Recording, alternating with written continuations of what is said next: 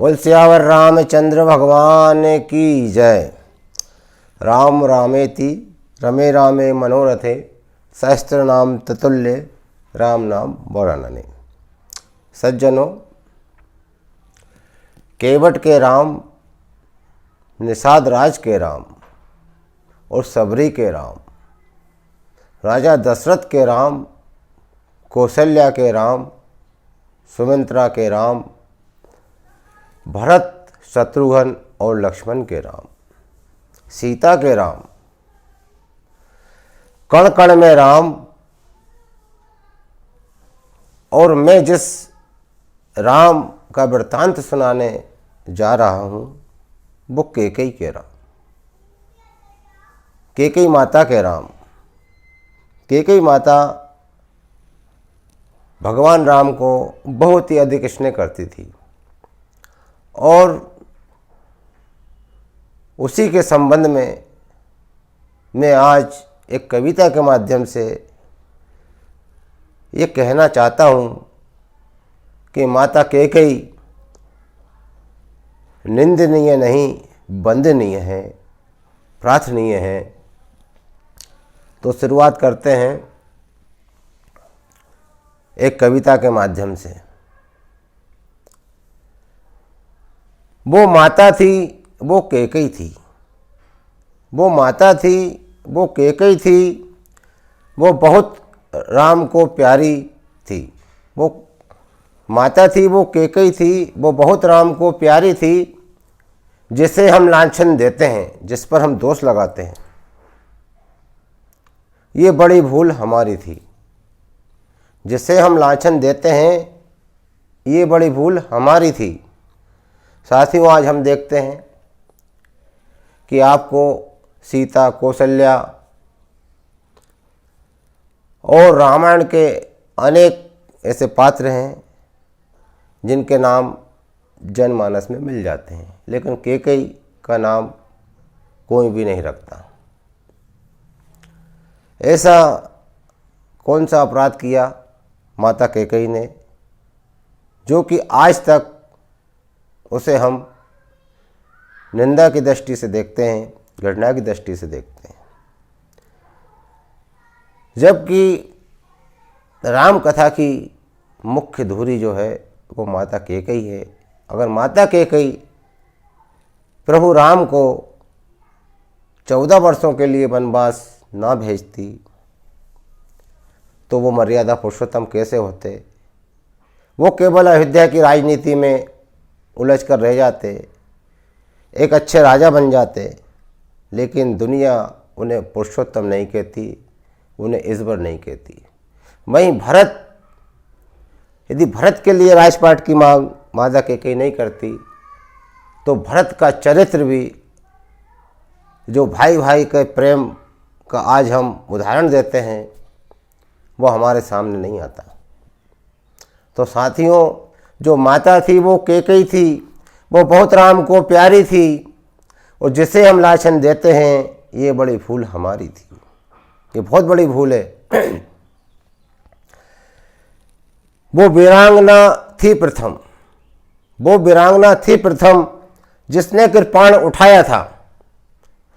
वो वीरांगना थी प्रथम जिसने कृपाण उठाया था और देश धर्म की रक्षा हेतु अपना सर्वस्त्र लगाया था।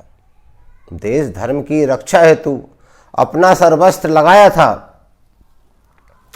साथियों, आज हम 1857 की लड़ाई में महारानी लक्ष्मीबाई के शौर्य का जो वर्णन करते हैं, उनकी गाथाओं को गाते हैं कि सिंहासन हिल उठे राजवंशों ने, भ्रकुटितानी थी और बूढ़े भारत में भी फिर से आई नई जवानी थी।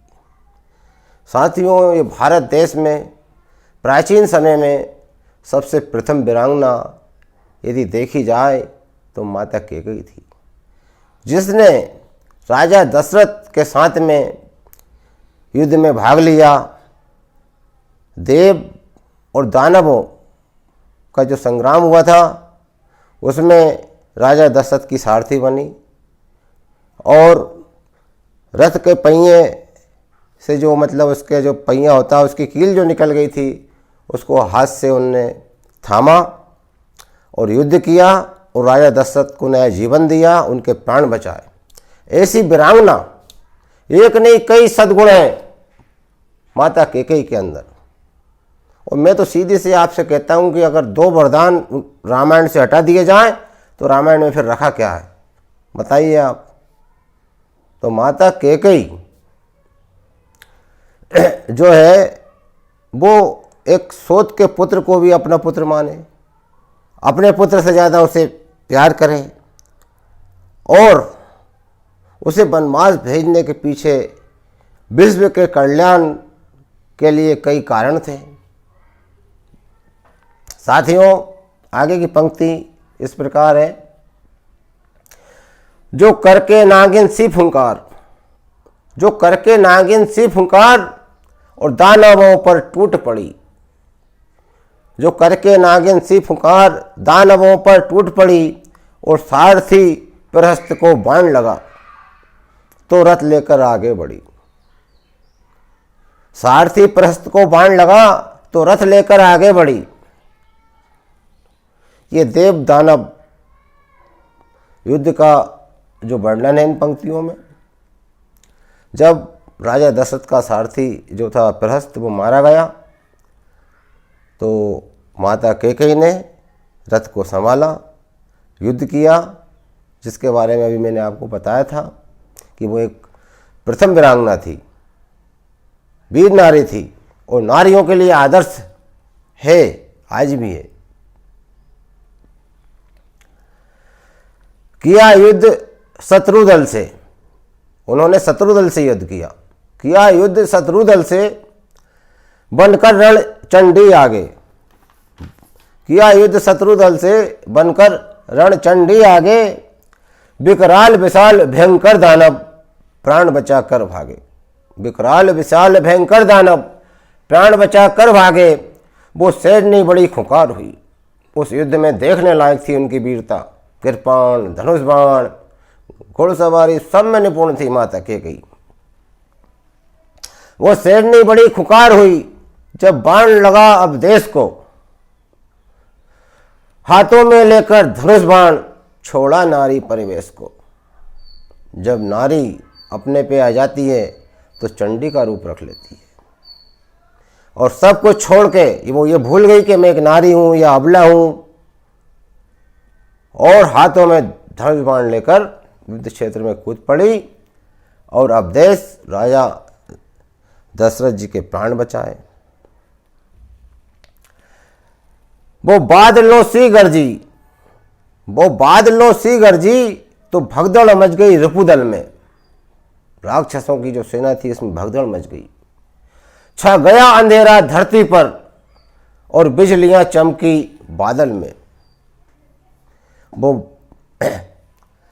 वो बादलों सी गरजी तो भगदड़ मच गई रिपुदल में और छा गया अंधेरा धरती पर और बिजलियां चमकी बादल में। नारी शक्ति का लोहा रिपुसेना भी मान गई। नारी शक्ति का लोहा रिपुसेना भी मान गई और युद्ध भूमि के स्थल पर कई योद्धाओं की जान गई। कई योद्धाओं को निपटा दिया माता कैकेयी ने युद्ध भूमि में। लेकिन फिर क्या होता है कि मूर्छित राजा दशरथ को उठाकर ले गई रथ में। मूर्छित राजा दशरथ को उठाकर ले गई रथ में, उपचार स्वयं ने ही किया अज्ञातवास के पथ में।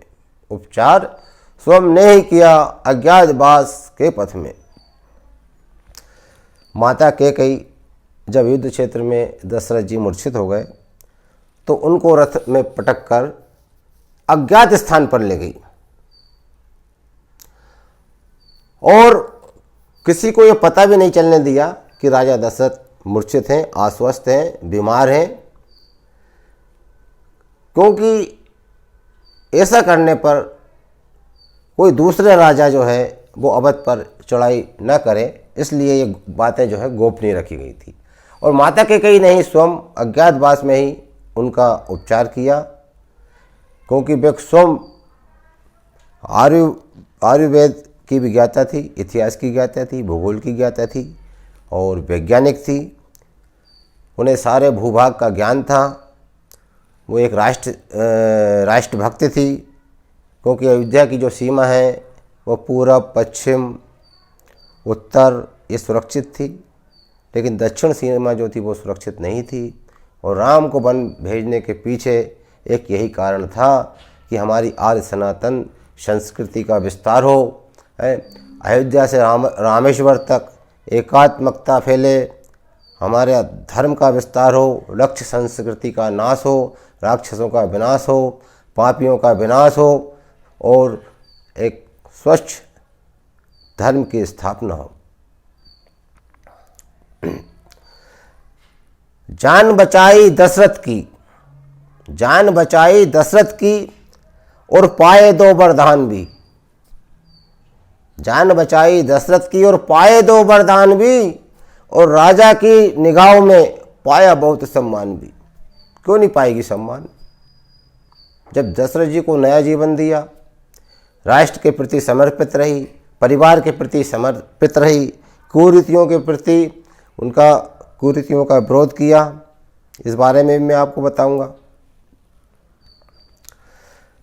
राजा रानी सुरक्षित पहुंचे, राजा रानी सुरक्षित पहुंचे जब अयोध्या नगरी में हर्ष और उल्लास उमड़ा एक छोटी सी गगरी में। भाटों ने यश गान किया, भाटों ने यश गान किया, महिलाओं ने मंगल गीत गाए।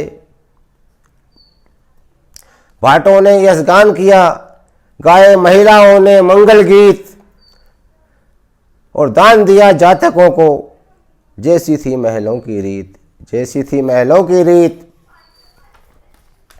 जब राजा रानी सुरक्षित राजधानी अयोध्या पहुँचे तो वहाँ पर बड़ी खुशी का माहौल निर्मित हुआ, जातकों को दान मिला।